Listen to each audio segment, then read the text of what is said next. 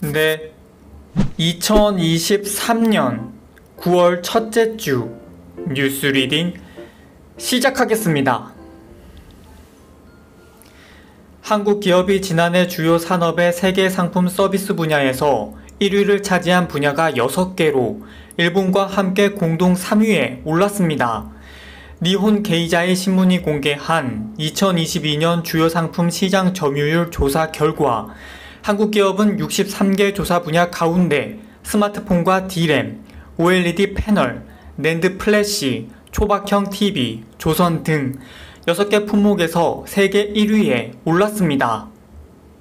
서희초 교사가 숨긴 지 49일 된 오늘, 교육 현장에서는 공교육 멈춤의 날을 선언하고 추모 행동에 들어갔습니다.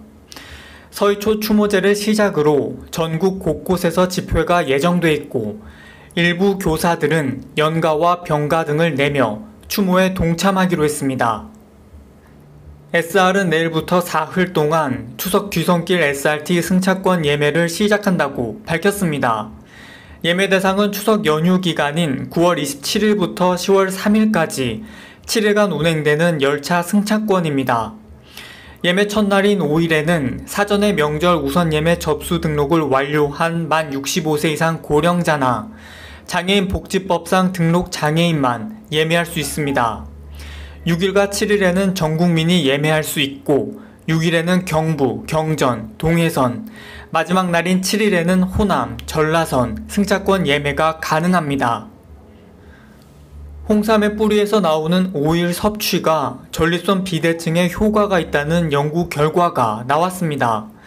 서울 성모병원과 가톨릭 관동대 국제성모병원, KGC 인삼공사 천연물 효능연구소는 공동 연구를 통해 홍삼에서 추출한 오일이 전립선 비대증의 대표 증상인 배뇨 장애를 개선하는 것으로 확인했습니다.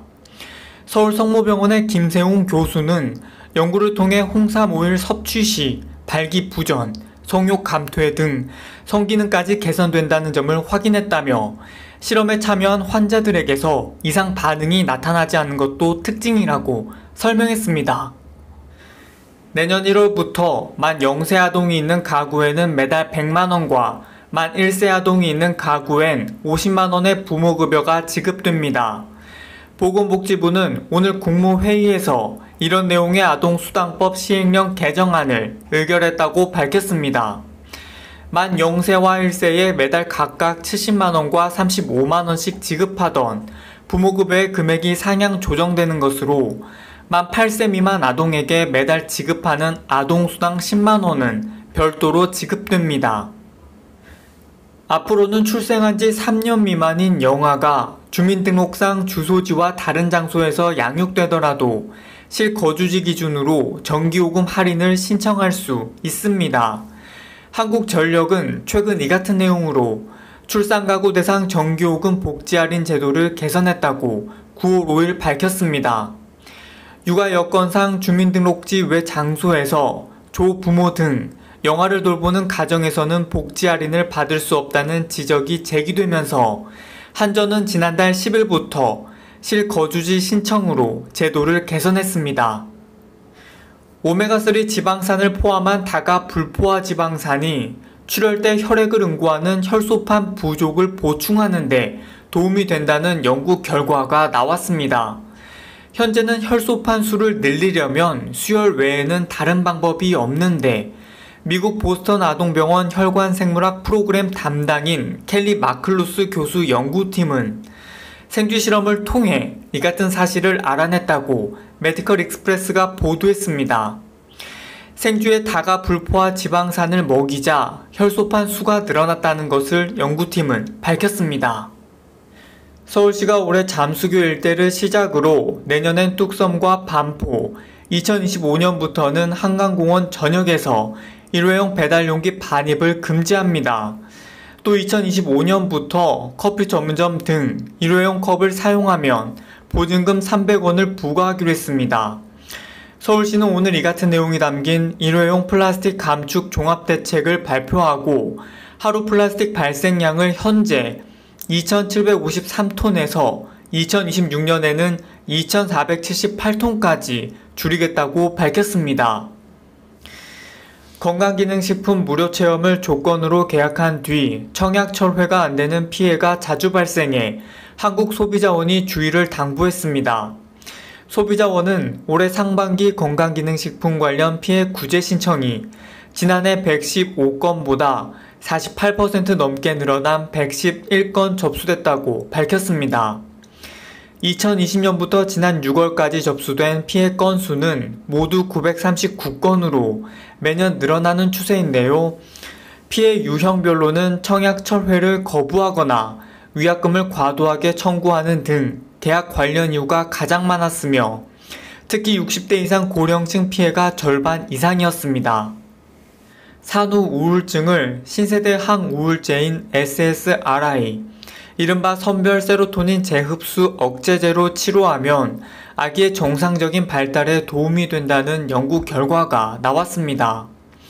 출산 후 4주에서 12개월 사이에 발생하는 산후 우울증은 슬픔, 불안, 극심한 피로 증상이 나타나는데요. 첫 아이를 낳은 여성 10에서 15%가 산후 우울증을 겪는 것으로 알려졌습니다. 영국 킹스 칼리지 런던 정신의학, 심리학, 신경과학 연구소의 케이트 류 박사 연구팀이 노르웨이 대학 연구팀과 함께 노르웨이 부모-자녀 동일 집단 연구 데이터 중 어머니 자녀 61,081쌍의 자료를 분석한 결과 산후 우울증 치료를 위한 SSRI 계열의 항우울제 투여가 아이의 주력 결핍과잉 행동장애인 ADH 증상을 완화하고 배우자와의 관계에 대한 만족도를 높이는 데 도움이 되는 것으로 나타났다고 연구팀은 밝혔습니다. 주말엔 아들이 가시기 무난하겠습니다. 쾌청하겠는데요. 낮 동안은 덥겠습니다.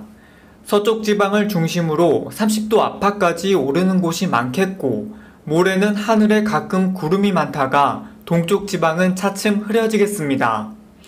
오늘은 전국이 대체로 맑겠습니다. 아침 기온은 서울이 21도, 청주 20도, 대구 17도를 보이겠고 한낮 기온은 서울이 31도, 광주 31도, 부산 28도까지 오르겠습니다. 다음 주는 대체로 구름만 많은 날씨가 이어질 것으로 전망되고 있습니다. 날씨였습니다. 식품의약품안전처는 오늘 성인 성장호르몬 결핍증 진단에 사용하는 수입 흑위의약품인 한국 판비오에 마크릴렉 과립을 허가했다고 밝혔습니다. 성인 성장호르몬 결핍증은 성장호르몬 분비가 부족한 성인에서 심혈관 질환과 골절 등 이상이 나타나는 질환인데요. 식약처가 마크릴레는 뇌 하수체와 시상하부에 분포하는 성장호르몬 분비 촉진 수용체인 그렐린 수용체에 작용해 성장호르몬 분비를 자극하는 먹는 의약품으로 인슐린 내성 검사가 어려운 환자의 진단검사에 사용할 수 있을 것으로 전망했습니다. 앞으로 백화점이나 대형마트에서 치즈를 잘라서 소량으로 판매할 수 있게 됩니다. 식품의약품안전처는 즉석 판매 제조 가공업소에서 치즈의 소분 판매를 허용하는 내용 등을 담은 식품위생법 시행령 시행규칙 일부 개정안을 입법 예고했다고 밝혔습니다. 식약처는 국민들이 다양한 치즈를 소비하고 식품업계의 위생관리 여건이 향상됐으며 대부분 국가에서 치즈 소분 판매를 허용하는 점을 고려했다고 설명했습니다. 네, 2023년 9월 첫째 주 뉴스 리딩 마치겠습니다. 이번 주도 고생 많으셨습니다. 그럼 저는 다음 주에 뵙겠습니다.